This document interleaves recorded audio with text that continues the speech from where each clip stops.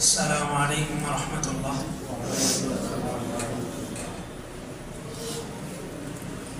নামাজের আলোচনা একদম শেষ প্রান্তে।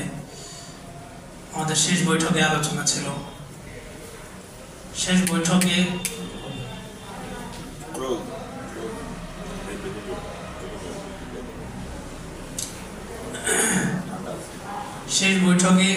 আত্তাহিয়াতু পর্যন্ত নামাজ এতটুকু পূরণ করা ফরজ।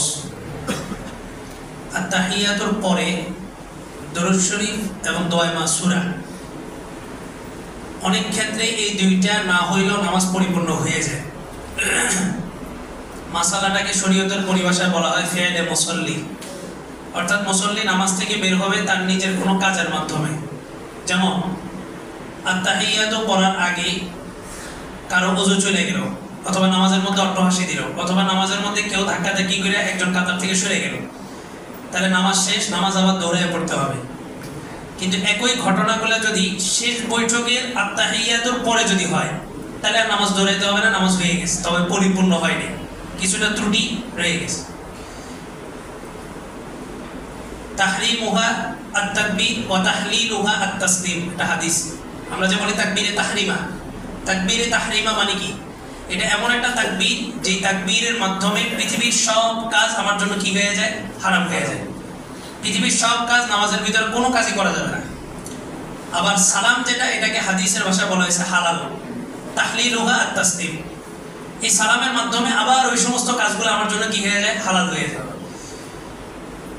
এই সালামের মাধ্যমে মানুষ নামাজ থেকে বের হবে, কিন্তু কোনো কারণবশত শেষ বৈঠকের আত্তাহিয়াতু সমপরিমাণ সময়ের পরে কেউ ধাক্কাধাক্কি করছে, অথবা কারো ওযু চলে গেছে, অথবা কোনো একটা সমস্যা, কোনো একটা কাজ করে যদি মুসল্লি নামাজ থেকে বের হয়, তাহলে তার নামাজ হয়ে গেছে, নামাজে আর দৌড়াইতে হবে না।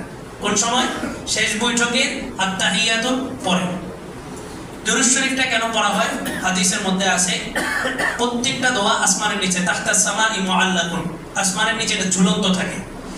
যতক্ষণ পর্যন্ত এই দোয়ার আগে অথবা পরে দরুদ শরীফ এক না করা হবে, ততক্ষণ পর্যন্ত এই দোয়াটা আসমানের উপরে ওঠে না। তা নামাজের শেষ বৈঠকে একটা দোয়া আছে, আল্লাহুম্মা ইন্নী যালামতু নাফসি যুলমান কাসীরা। এই দোয়াটাও কবুল হওয়ার জন্য আগে কি পড়তে হবে? দরুদ শরীফ পড়তে হবে। এরপরে সালাম ফিরানোর পালা।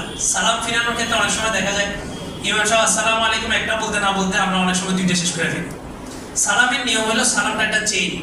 জানাজার নামাজে এই ভুলটা বিশেষভাবে হয়। জানাজার নামাজে দাঁড়াইছে তো এটা একটা ফ্যাশন হয়ে গেছে এখন। এটা অনেক সময় দেখি ইমামরাও করে, আসসালামু আলাইকুম রাহমাতুল্লাহ, হাতে একটা ঝাড়া দিয়ে ফেলা দিচ্ছে। এটা নিয়ম না, এটা আপনার একটা চেইন। এই যে সালামটা গেছে আপনার হাতের উপর দিয়া, এই যে গেছে, আবার এখানে আসবে এই রেল লাইনটার উপর দিয়া।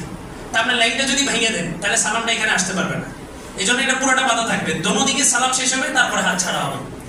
সেজদার মধ্যেও, শেষ বৈঠকের মধ্যে একই, বসছেন, এই হাতের উপর দিয়ে আপনার সালামটা যাবে, এই পর্যন্ত আসবে, যাতে পিছনের কাতারের মুসল্লি আপনার ডান পাশের চোয়ালটা স্পষ্ট দেখতে পারে। এতটুকু পর্যন্ত ঘুরাইতে হবে, অনেক আছে এতটুকু না, একদম পুরোপুরি এভাবে।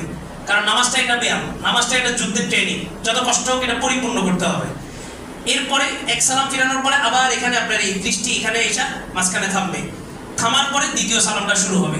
এভাবে এতটুকু ঘুরাবে যে পিছনের মানুষ তার বাম চোয়ালটা দেখতে পারে। এটা হচ্ছে সালাম।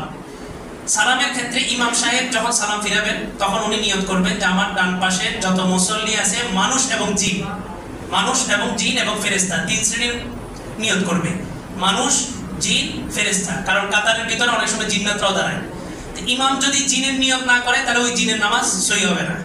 শরীয়তের মাসালা হলো, কোনো মহিলা যদি কারো পিছনে নামাজ পড়তে চায়, যেমন আমরা এখানে নামাজ পড়তেছি, কোনো মহিলা এসে দোতলায় নামাজ পড়তে যদি চায়, তার জন্য এক নম্বর শর্ত হলো ইমাম সাহেব তার নামাজের নিয়ত করতে হবে।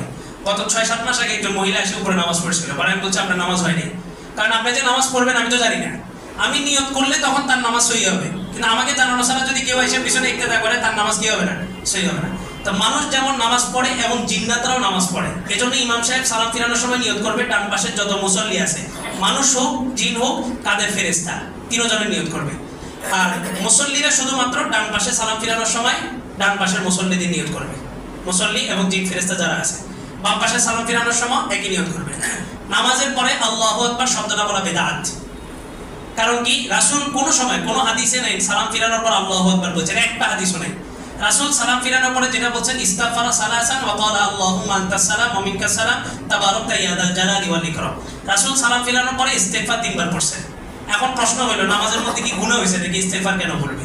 ইস্তিগফার এই জন্যই পড়বে যে নামাজ যেভাবে পড়ার দরকার ছিল আমি ওভাবে পড়তে পারিনি, আল্লাহ ত্রুটি বিচ্যুতিগুলো মাফ করে দিয়ে নামাজটাকে কবুল করেন। এই জন্য 3 বার ইস্তিগফার।